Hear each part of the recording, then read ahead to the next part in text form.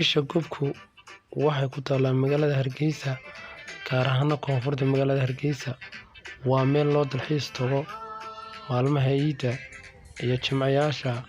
maalmaha fasaxa leeyahay waa meel aad u qurux badan oo cagaara waliba aad u sii qurux badan waqtiga roobku da'o ay dooga tahay waxa isugu taga dhalinyarada inta badan inkastay waayeelka iyo dadka waaweyn ay tagaan ay kaxeeyaan caruurana waa meel marka iidahoo kale saxmad badan waxaan tagnay maalin labaadii ciida waxa joogay halka dhalinyaro badan iyo caruuro taasoo ay ku damaashaadayeen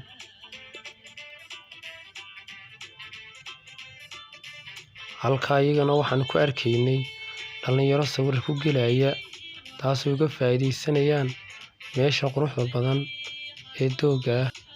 taay sawirada ku gelayeen calanka Soomaaliland aad ku arkaysay maadaama ay soo dhowdahay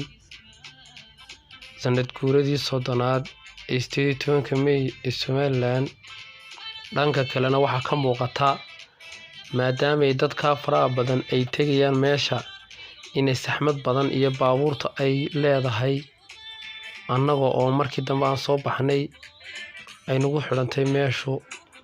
taasoo ay baabuur fara badan annagoo waliba meel aan u dhaweyn meesha aanu tagnay baabuurka sii dhiganay haddana waxaad arkaysaa saxmadda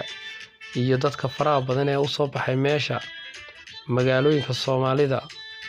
inta badan way yar tahay inay duleedkeedu meel sida loogu dalxiis tago oo qurux badan ay leedahay laakiin magaalada halkan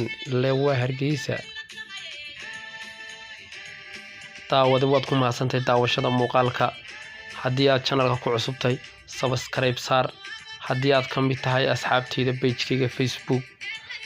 follow dheh channelkana subscribe saar saan muuqaalo u qurux badan sida kuwan oo kale u soo gelino aad baad u mahadsan tahay la soco la jaanqaadkaaga waad ku mahadsan tahay